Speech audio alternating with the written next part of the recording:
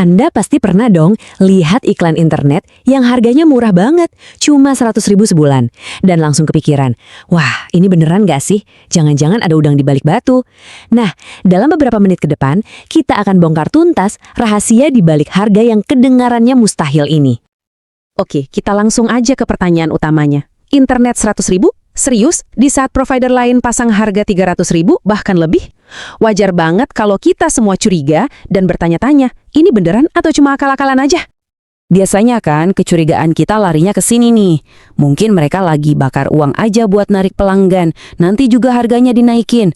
Atau, yang lebih serem lagi, jangan-jangan data pribadi kita yang jadi jaminannya. Dan jujur aja, ketakutan kayak gini tuh wajar banget. Aits, tunggu dulu. Ternyata jawabannya bukan itu semua loh. Ini bukan penipuan, bukan strategi bakar uang, apalagi jual data. Kuncinya cuma satu kata, efisiensi. Sebuah model bisnis dan teknologi yang ternyata beda banget dari yang selama ini kita kenal. Oke, kita mulai bongkar satu-satu ya. Faktor penghematan biaya yang paling gede itu datang dari sini.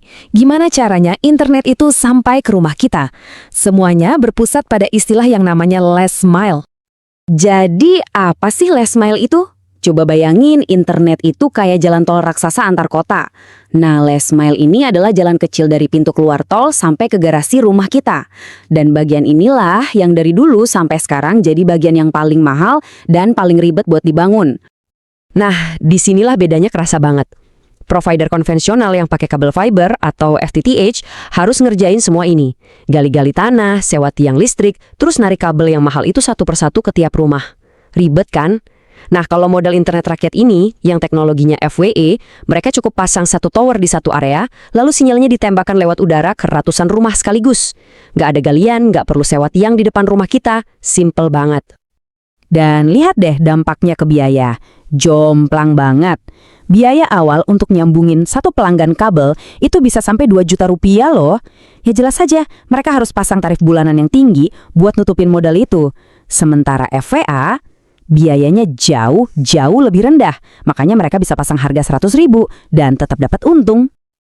Oke, penghematannya nggak berhenti di situ aja loh. Tadi kan kita ngomongin sambungan ke rumah. Sekarang kita lihat gambaran besarnya, yaitu infrastruktur yang bawa data antar kota, atau yang biasa disebut backbone. Jadi, ada satu pemain kunci di balik semua ini, namanya Surge. Dan mereka ini punya aset yang cerdasnya luar biasa. Mereka punya jaringan kabel fiber optik sendiri yang digelar di sepanjang rel kereta api di Pulau Jawa. Kenapa ini cerdas? Karena mereka bangun di atas tanah milik PT KAI, jadi nggak perlu pusing sama izin dan biaya pembebasan lahan yang super rumit itu. Ini tuh ibaratnya mereka punya jalan tol data pribadi yang eksklusif. Mereka nggak perlu macet-macetan atau antri di jalur data umum, dan yang paling penting nggak perlu bayar tiket masuk ke perusahaan lain. Nah, ini dia poin krusialnya. Kebanyakan provider internet itu harus nyewa jalur backbone dari perusahaan telekomunikasi raksasa. Dan sewanya itu mahal banget. Sedangkan Surge dengan internet rakyatnya bisa memangkas biaya sewa ini sampai habis karena mereka pakai jalur punya sendiri. Ini adalah penghematan biaya operasional yang gila-gilaan besarnya. Oke, teknologinya efisien, infrastrukturnya hemat. Tapi, buat kita sebagai pelanggan, apa artinya? Apa yang kita dapat dan apa yang harus kita relakan dengan harga 100.000? Yuk kita jujur-jujuran soal ini. Nah, ini dia beda mendasarnya. Kalau Anda bayar mahal ke provider premium, yang Anda beli itu sebenarnya stabilitas dan jaminan kualitas. Sedangkan kalau Anda bayar murah, yang Anda beli itu utamanya adalah akses ke internet. Fokusnya adalah yang penting nyambung dulu.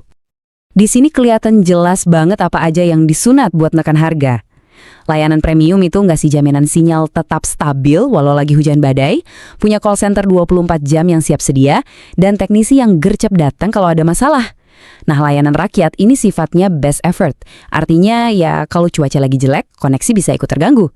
Terus supportnya juga lebih terbatas, mungkin cuma lewat WhatsApp. Jadi bener kata orang, ada harga, ada rupa. Oke, bagian terakhir kita lihat strategi bisnisnya. Gimana caranya untung yang kelihatannya tipis per pelanggan, tapi bisa jadi bisnis yang besar dan sehat. Jadi, di dunia internet ini, kasarnya ada dua mazhab buat cari untung. Provider premium mainnya margin game. Mereka ambil untung gede dari tiap pelanggan, walaupun jumlah pelanggannya mungkin nggak masif. Sebaliknya, Internet rakyat ini mainnya volume game. Mereka ambil untung sedikit aja dari tiap pelanggan, tapi targetnya adalah punya jutaan pelanggan. Dan pasarnya, wow, gede banget. Coba bayangin, diperkirakan ada 25 juta rumah tangga di Indonesia yang sampai sekarang belum bisa pasang internet karena harga 300 ribuan itu kemahalan buat mereka. Nah, inilah kolam raksasa yang mau mereka pancing.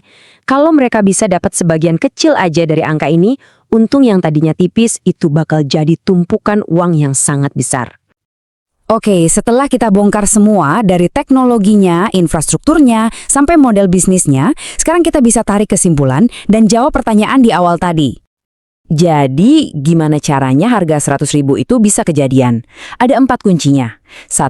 Pakai teknologi nirkabel yang memangkas habis biaya last mile. 2. Punya jalan tol data pribadi, jadi nggak perlu bayar sewa.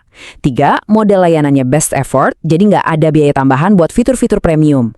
Dan 4. Strateginya cari untung dari jumlah pelanggan yang banyak, bukan dari margin yang tebal. Jadi kesimpulannya jelas banget ya, harga murah itu sangat masuk akal karena mereka berhasil melakukan efisiensi gila-gilaan di sisi infrastruktur dan model layanan. Ini bukan soal penipuan, tapi soal inovasi bisnis dan teknologi yang cerdas. Nah, sebagai penutup, coba deh kita pikirin bareng-bareng, sekarang setelah kita tahu modal di baliknya, mungkinkah pendekatan seperti ini, yang fokus pada akses terjangkau, bisa benar-benar mengubah peta digital di Indonesia dan membuka pintu internet bagi jutaan orang untuk selamanya?